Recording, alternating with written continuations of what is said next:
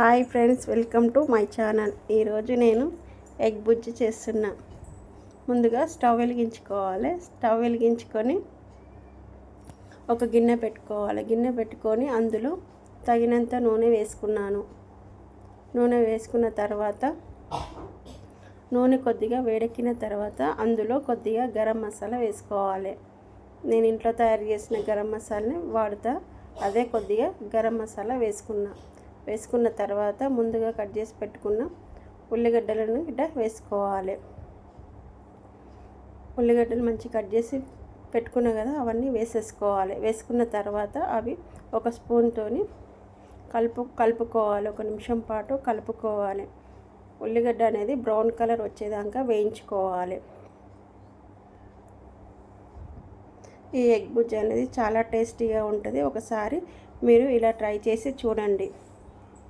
2 నిమిషాలు మగ్గించుకున్న తర్వాత మూత తీసి మరొకసారి కలుపుకోవాలి. కలుపుకొని అందులో నేను కొద్దిగా కొత్తిమీర, పుదీనా, కరివేపాకు వేసుకున్నాను. వేసుకొని మరొకసారి కలుపుకోవాలి. మరొకసారి కలుపుకొని అందులో కొద్దిగా అల్లం వెల్లిగడ్డ పేస్ట్ వేసుకోవాలి. అల్లం వెల్లిగడ్డ పేస్ట్ వేసుకోవడం వల్ల నీసు అనేది ఉండకుండా ఉంటుంది. అల్లం వెల్లిగడ్డ పేస్ట్ వేసుకున్న తర్వాత అందులో కొద్దిగా పసుపు వేసుకోవాలి. అల్లం వెల్లిగడ్డ పేస్ట్ వేసుకొని మరొకసారి కలుపుకోవాలి. అది అనేది కొంచెం పచ్చివాసన పోయేదాకా గోలనివ్వాలి.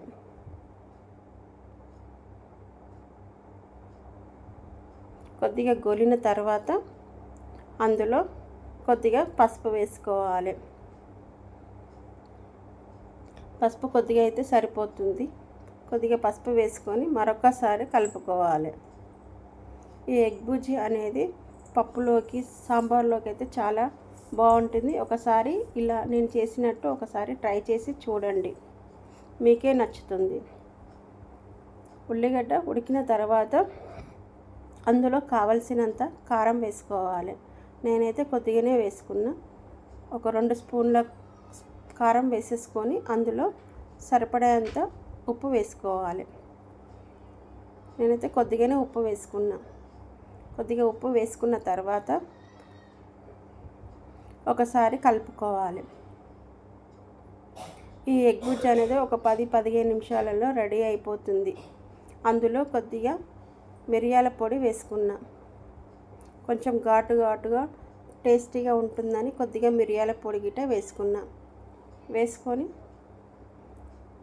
కలుపుకొని ఒక నిమిషం పాటు మంచిగా ఉడకనివ్వాలి. ఉడికిన తర్వాత మనం పక్కన ఒక గుడ్లని పక్కన పెట్టుకోవాలి. మనం ఎన్నైతే గుడ్లు వేసుకోవాలనుకుంటున్నామో అన్ని గుడ్లు పక్కన పెట్టుకొని ఒకటి తర్వాత ఒకటి గుడ్డు అనేది అందులో కొట్టి పోసుకోవాలి.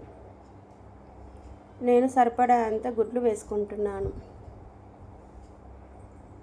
మనం ఉల్లిగడ్డ తగ్గట్టు గుడ్లను వేసుకోవాలి. ఉల్లిగడ్డలు ఎక్కువ కట్ చేసి వేసుకుంటే ఎక్కువ గుడ్లను వేసుకోవాలి. మనం 2-3 గుడ్లు వేసుకుంటామంటే ఒక ఉల్లిగడ్డ అయితే సరిపోతుంది. ఒక పెద్ద ఉల్లిగడ్డ అయితే సరిపోతుంది. గుడ్లు అనేది వేసేసుకొని మూత పెట్టుకొని ఒక 2 నిమిషాలు ఉడకనివ్వాలి.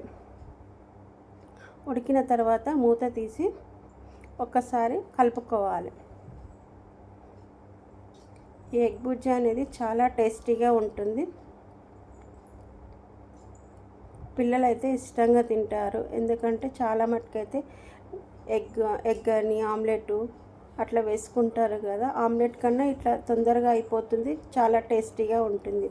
ఒకసారి కలుపుకొని మూత పెట్టుకొని మూత తీసి మరొకసారి చిన్న ముక్కలు వచ్చేటట్టుగా కలుపుకోవాలి.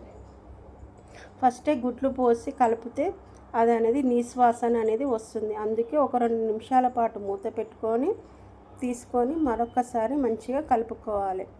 ఇది అనేది మంచిగా చిన్న ముక్కలుగా చాలా బాగుంటుంది ఎగ్ బుజ్జి అనేది. దీనికి ఎక్కువ టైం పట్టదు, ఏం పట్టదు.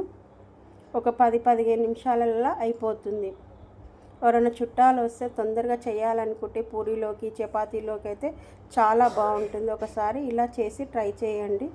ఎలా వచ్చిందో కామెంట్ బాక్స్లో చెప్పండి. లైక్ చేయండి, షేర్ చేయండి, కామెంట్ పంపండి ఫ్రెండ్స్. ఎగ్ బుజ్జి అనేది రెడీ అయిపోయింది. అందులో నేను కొద్దిగా ధనియాల పొడి గిట్ట వేసుకున్నాను. కొంచెం ఫ్లేవర్ కోసం ధనియాల పొడి వేసుకున్నాను. కలుపుకుంటే ఎగ్ బుజ్జి అనేది రెడీ అయిపోతుంది.